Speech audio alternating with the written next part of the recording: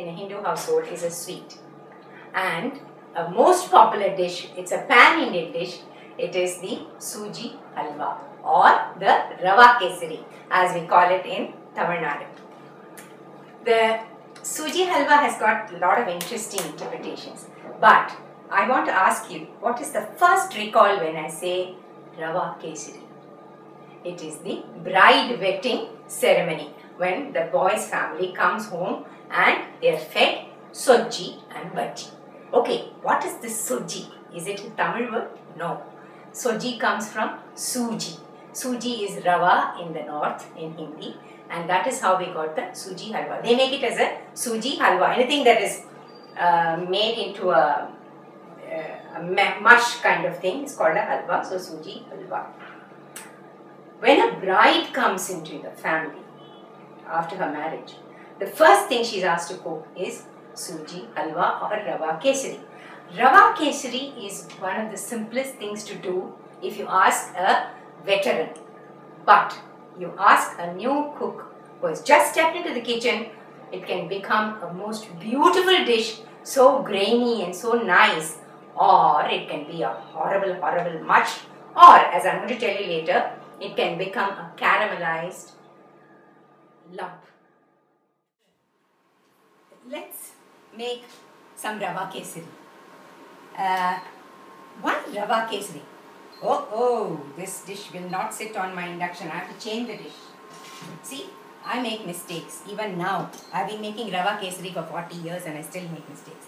Okay, so I have put in the ghee and I'm toasting the raisins first. You know, the raisins plump up so beautifully. It's a sight to see. And I'm going to add in some cashew nut and roast that. Normally, we roast the rava beforehand. You can even zap it in the microwave for 2 minutes and it's done. So I'm waiting for this to cook. Meanwhile, I'm going to tell you why kesari. Have you ever thought about it? Kesari is actually this little color that comes in a little dabba like this. It says kesari powder. There has been a lot of fear that the kesari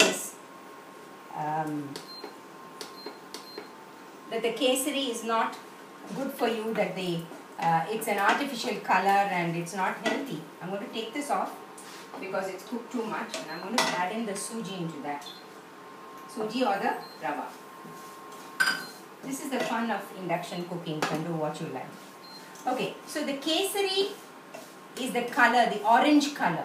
It originally came from kesar or the saffron actually. The saffron color is the kesari color. The kesar is actually the color, the orange color, and it comes from saffron also. Saffron is kesari, kesariya rang, and Hanuman is actually called kesariya. You must have seen Hanuman in temples with an orange paint or orange costume on him. There is a lovely story about that. Sita was getting ready for the coronation, and Hanuman was sent to bring her to the coronation darbar. And Hanuman, as usual, is, he's a monkey. He needs to be fast, come on, snappy.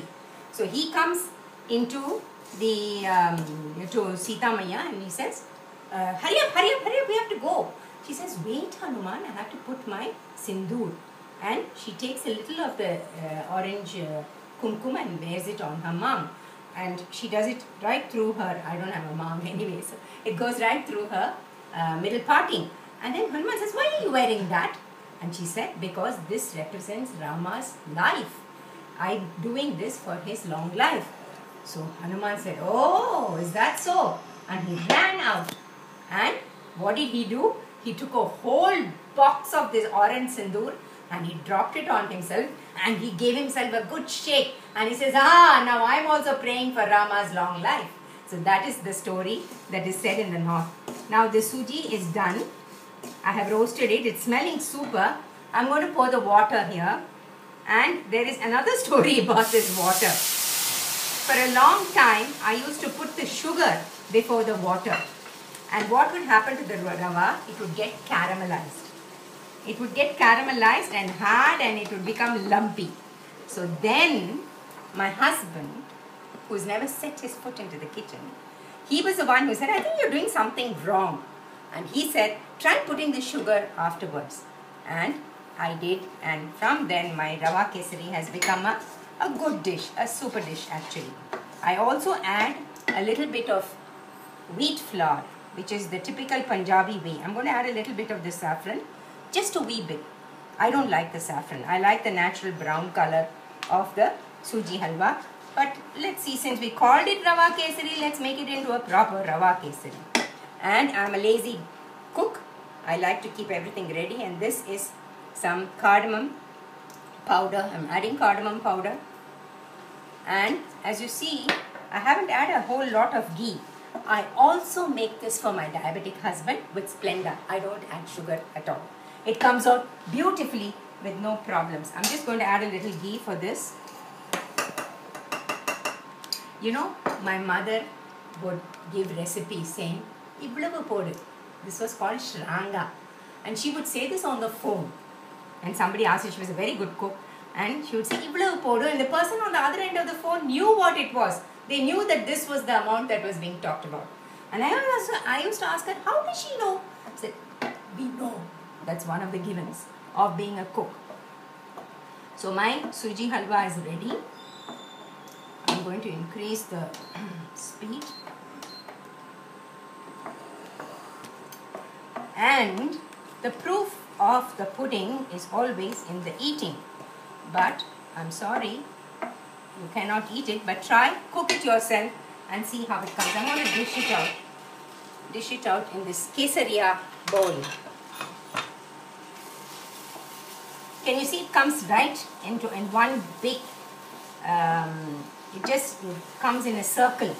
That means it's done. You can add more ghee. I'm not going to add more ghee because I believe in making healthy food. So not so much ghee. This is it's going right round, and you will see the ghee. There is a lot of ghee comes here. You can see the ghee sticking to the sides of the dish. Of course, I'm using a non-stick pan, which is very, very convenient. But you can make it in a nice stainless steel kadai or any ilipachatti or wok, whatever. Okay, this is done. Can you see how it's coming together beautifully?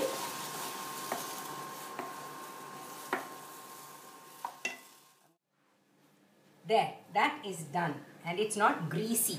Did you see? I haven't put so much ghee. I'm going to dish it out and